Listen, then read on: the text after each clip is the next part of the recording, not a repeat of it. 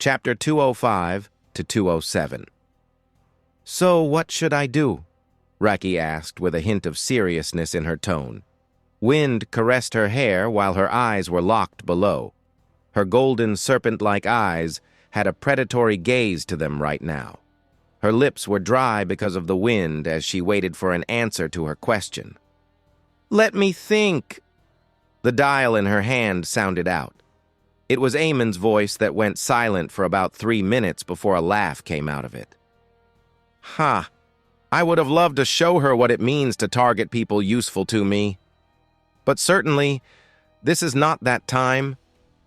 Reiki deadpanned at the word useful. She found it quite odd that he didn't even try to hide the fact that he didn't care about Robin, at least when around her. She sometimes wondered what Robin would do if she ever found out. "Well, whatever." Reiki shrugged and asked, "So what do I do? Lay back and let them keep trying to kill Robin?" Obviously not. Instead of a laugh, she heard a soft chuckle this time. "You didn't call me because you wanted to lay back, did you?" Reiki simply smirked as the voice continued. "You got the green card. Do whatever you want. Destroy the enemy kingdom if you have to. I would like to see Big Mom demanding compensation." "Fantastic," Reiki revealed a toothy grin. "But what if Big Mom comes after me?" "What? You scared?" "What, no?" Reiki paused. "I am asking if I can kill her or not." "Pfft, sure. Just don't get yourself killed. If you do, don't expect me to revive you or something. I don't have actual godly powers yet." "Heh, you'd have them one day. Anyway, bye. I got work to do." "Gotcha." Raki's grin widened as she breathed in. While wind brushed past her hair, her wings flapping perpendicularly, Raki looked down on the capital city of Yashuk Kingdom. It was time for a beautiful explosion. While a war was brewing between two emperors, on the other side of the sea, Sengoku's hair had started turning to gray from black. He was super worried about his daughter after all. First of all, he can't make her disappearance known to the public. If he does, the emperors and revolutionary would make a move. That would be the worst-case scenario. So he has sent Hina, one of the more component vice admiral. Yet he was disappointed to find she also doesn't have any leads yet. Of course, he was a professional man. He wouldn't just blame Hina for not having a lead yet. But this was concerning. If the kidnappers were normal thugs, they would just think of her words as bluff and laugh it off. But if they are higher up in the scale, then they would not let this chance slide. In that case, they would have contacted him by now. So nothing made sense to Sengoku right now. What did the kidnappers want? Ring, ring, ring. It was when the den mushi on the table rang. He heaved a sigh and straightened his back. He picked up the call and was surprised to find it was Hina. "Sir, we have found a lead to Miss Alice's current whereabouts." Sengoku's eyes grew wide. "It's quite unbelievable." "All right, whatever it is, say it. I don't like these types of build-ups." Sengoku ordered, to which Hina hummed. "She is..." A sigh came from the other side. "My subordinates have spotted her with the newbie, Straw Hat Pirates, Vice Admiral Garp's grandson. Hina didn't get to say anything, since Sengoku had already rushed out of his office. His fist clenched as he walked with heavy steps. "That's it! Your grandson is not only messing up your life, but mine too. We need to talk, Garp!" Needless to say, it was a tiring day for Garp. Gaspard is a former Marine-turned-pirate. He has recently become a warlord of the sea 1 year ago because there were 3 seats vacant and the Marines were desperate. Unlike when he was a pirate, after becoming a warlord, he usually spends his time leisurely on an island just a few kilometers away from Alabasta. Having eaten a logia fruit, there are only a few people who can be a threat to him, so his job has been relatively easy. More so, since the Sky Emperor considered all the islands around Alabasta his territory, pirates were more reluctant to cause problems here. so he was a little annoyed to hear today's report from one of his minions. "It's a newbie from East Blue called Monkey D. Luffy," his minion said. "He is here with his whole crew, causing trouble. The first thing he did was to beat up some of our men who were enjoying their time with women at a bar. Our men are angry about it. They are demanding you to take action, boss." Gaspard listened to the name of the culprit with a frown on his face. "Monkey D. Luffy, you say?" Being a former Marine, it didn't take him long to realize why the name sounded so familiar. While the Marine hero Garp was more known by his title, Gaspard knew his actual name too. Is this kid related to Garp? He fell into silence. While he wanted to deal with the kid right now, kill him even, now that he knew Luffy might be related to the strongest man Gaspard has ever seen, he was reluctant. Well, I can capture him at least. Maybe by handing him over to the Marines, I can even earn some gifts. Gaspard considered for a moment before nodding to himself. He stood up from his seat. "Take me there." He ordered his minion, who nodded in affirmation. Gaspard started walking in front of his minion for a power play, while his mind was lost in the possibilities of what he could obtain from Garp by using Luffy as a negotiation chip. "Hey, Luffy!" Nami caught up to Luffy and followed him as Luffy walked with a stoned face. "You shouldn't have beaten them up, you know." Luffy immediately retorted back. "What, Nami? You mean I should have watched them have their way with those miserable girls?" "No, it's just—" Nami sighed. "This is a warlord's territory, and they were the warlord's people. Beating them up here is like hurting a lion's cub in its cave. We could have ignored them, obviously. Not like we can save every unfortunate person in this world anyway." Unlike usual, Nami talked in a soft tone. She knew she sounded selfish. She knew Luffy wasn't going to listen to her. She also knew that what Luffy did wasn't anything bad, so she wasn't confident enough to raise her voice on him. Luffy stopped in his tracks and looked at Nami's eyes. "Nami, if someone tried to force his way with you and I was close by, do you believe I would be able to ignore it?" Nami froze in her spot. She tried to reason something in her head, but she was speechless. From far, Honey Queen watched the scene with a deeply hidden disdain in her eyes. With that thought process, why is he a pirate? The day he meets someone like Amon is the day he will die. Either way, she needed to report the development to Amon. Offending a warlord would surely make him come out, so Amon needs to know. "Guys," she called, breaking the awkward silence, "I need to pee. It's an emergency." She blushed a little and turned around. "I would look for you, so no need to wait for me. Goodbye." "What?" Big Mom shouted at Prospero, who froze briefly. Prospero coughed in an attempt to release the tension and said, "It's true, Mama. The entirety of Yashuk Kingdom was destroyed in less than an hour. The cause was multiple explosions all around the kingdom, Paralyn." Big Mom was sitting on a throne with her hands resting on the throne's hands. They were crushed as Big Mom clenched her fist. Her eyes were fiery as she glared at her son. "Who did it? Yashuk Kingdom was the supplier of all the sweet juices. Who destroyed it?" Sweat dripped down Persopero's chin. It felt as if that drop of water was ice freezing his body. "It's that snarky girl, Sky Emperor's sister with the snake-type mythical Zoan fruit." Big Mom blinked. It finally clicked her. "Oh, is it about the assassination we ordered?" Her frown deepened, but her furious expression had lessened. She knew being angry with something that concerned Amon wasn't a good idea. Wasn't only Nico Robin supposed to come to the Suzdal Kingdom? Why is that girl there too? It was an unexpected development.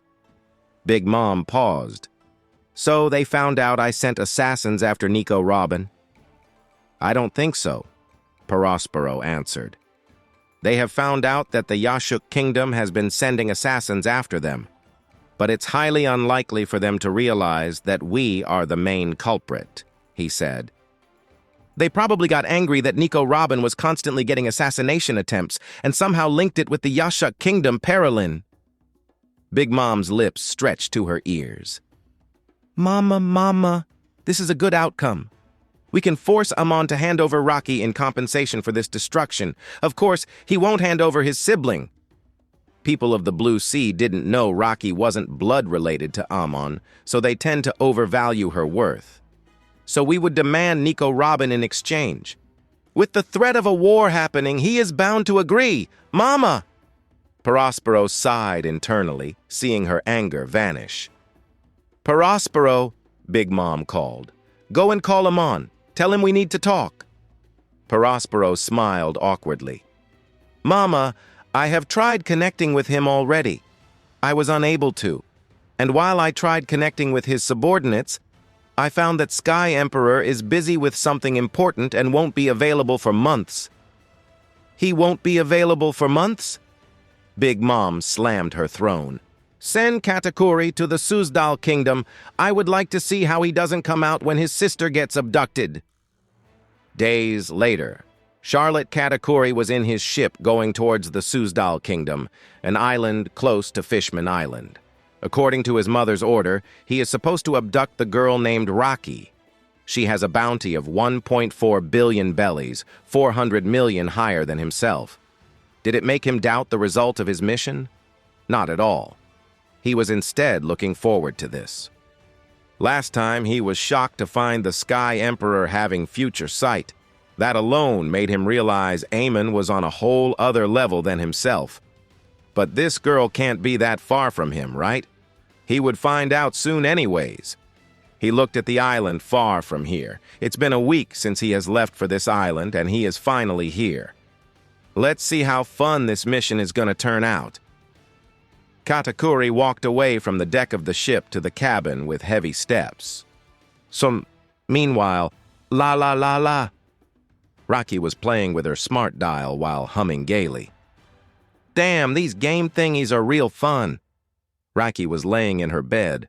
Her lower body was covered by a blanket while her torso was naked. She played a game named Super Calgara Brothers. That was clearly inspired from somewhere. Smart dials are basically smartphones stuffed in a seashell. Only the Sins and some high-ranking individuals in the Einer jars have access to this thing, since manufacturing such advanced tech for the public would be a bad idea. She glanced beside her with a cheeky smile on her face. She turned on the camera on her dial and leaned towards the blue-haired naked girl sleeping beside her. I wonder how brother would react to this, hey. She brought the other girl close to her body and was about to capture the image before freezing briefly. This is a bad idea. He might steal Eula from me just to spite me, that fucker. She closed the camera app and put the phone down with a sore face. She glanced at the princess of the Suzdal Kingdom beside her, lying naked, and yawned. She is much better than that bitch Vivi. Princesses should be like Eula instead. While Reiki was interested in Eula, she didn't plan to make a move on her yet. She would most likely fight Big Mom soon after all.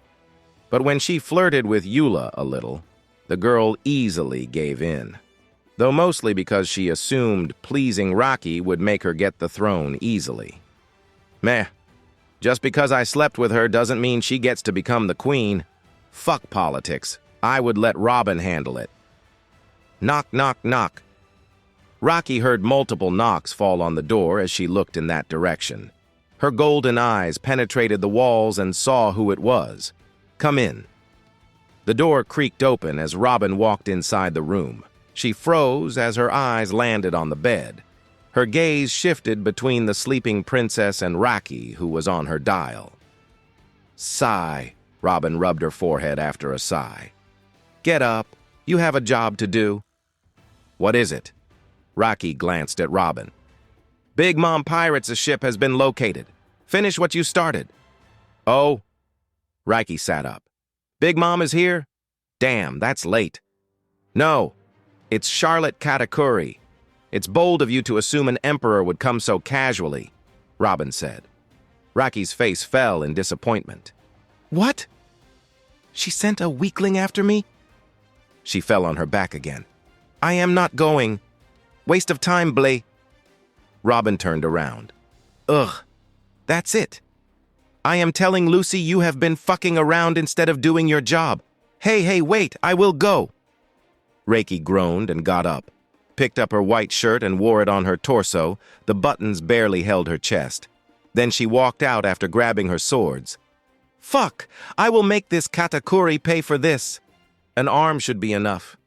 Or do I take his legs? Damn it!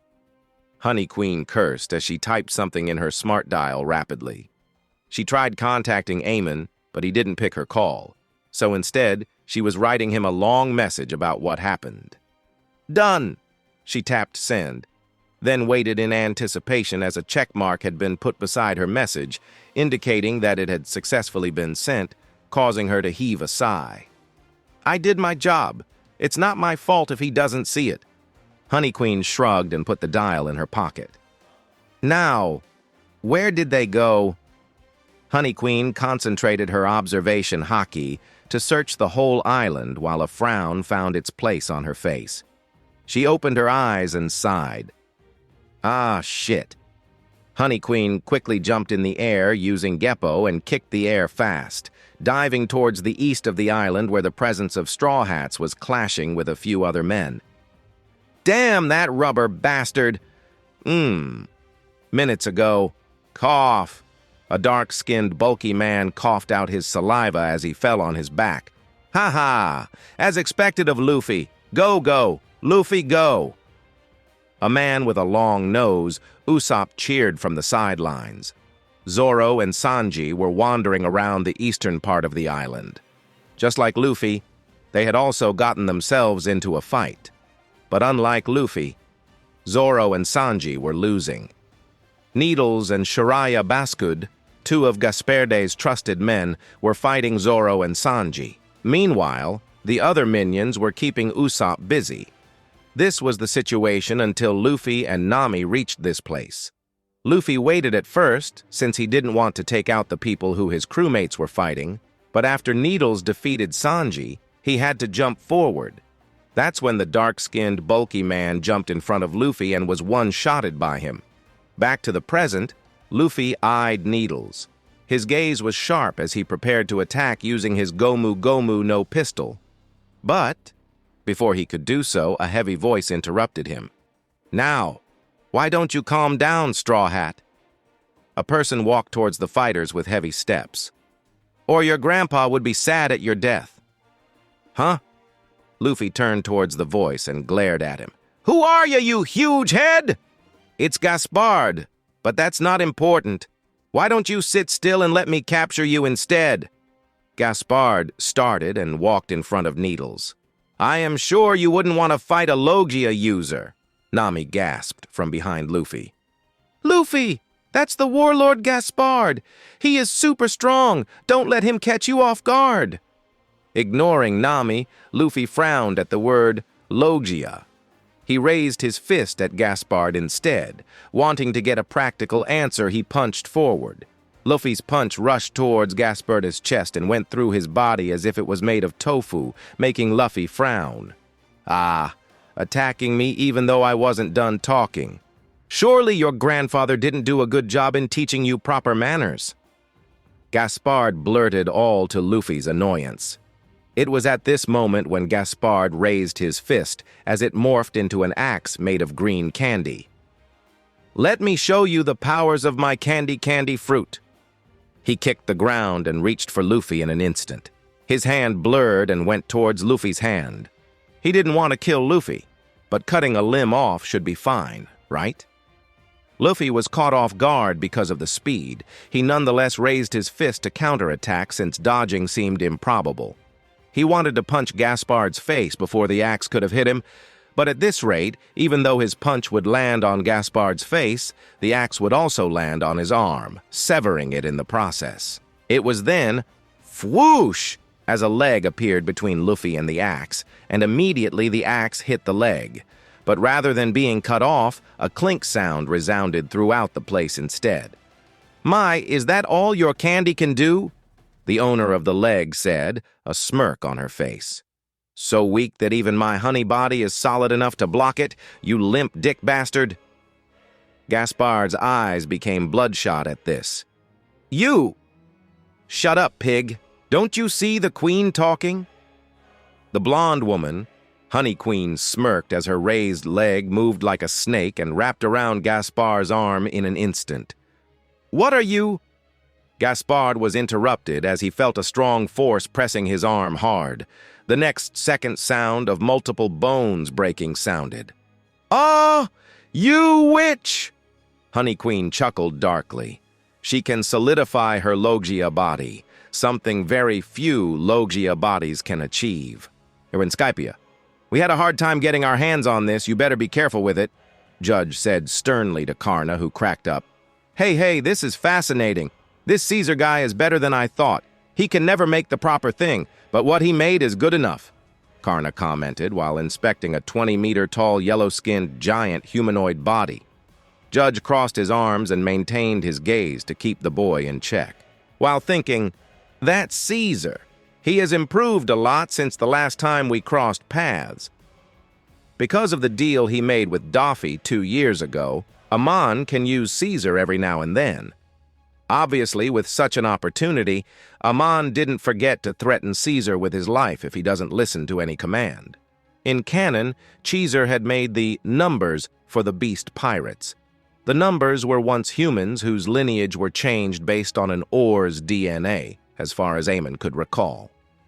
So he has asked Caesar to specifically notify him the moment he progresses with this experiment, which he did a few days ago, since Amon plans to change his DNA without dying, even more so to make it like an oar's.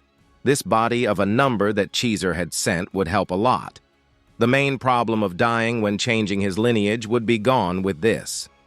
But the other problem is the subject can have too much change in his appearance. A giant body, a pair of horns, yellow skin, and ridged teeth. But the main drawback is that the subject becomes brain-dead and loses most of their intelligence. Amon is the type who would do anything for power, so becoming an ugly giant wasn't really that much of a problem for him. More so since he can freely alter his size with his fruit.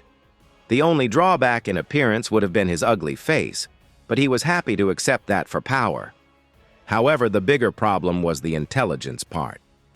He isn't willing to give up his intelligence for any power boost. Karna stopped circling the body and looked at Judge's eye. So our job has been shortened a little. Now our current goal is to make sure the subject doesn't lose any intellect, correct? Brother Amon said he doesn't mind looking like an ugly pig, so I guess we should focus on the brain first. Judge sighed. Let me tell you again, don't mess things up for me. I don't want my lord to look like a pig even if he says he won't mind. You get it? Suzdal Kingdom. Charlotte Katakuri, is it? Rocky asked, looking ahead where a tall man with scarf covering half of his face was standing while leaning against the wall. I thought Big Mom would come now that her favorite juice factory has been destroyed, but I guess the rumor about her being a sweet fanatic was a lie? You wouldn't want her to come after you. Trust me, Katakuri said in a low but prominent voice while staring Rocky in the eye.